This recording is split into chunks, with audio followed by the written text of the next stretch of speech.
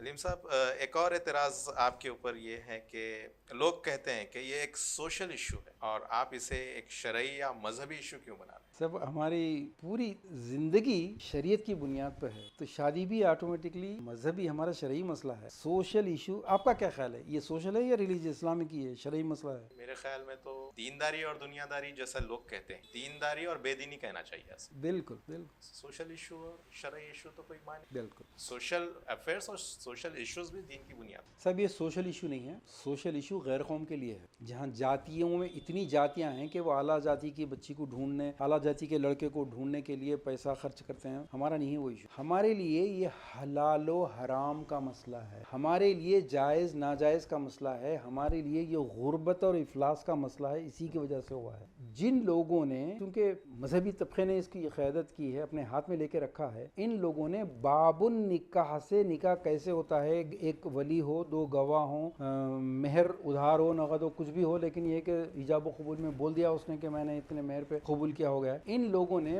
نکاح کو مکمل باب النکاح سے نکالا ہے، باب الفتن اپلائی ہی نہیں کیا ہے اس کے اوپر۔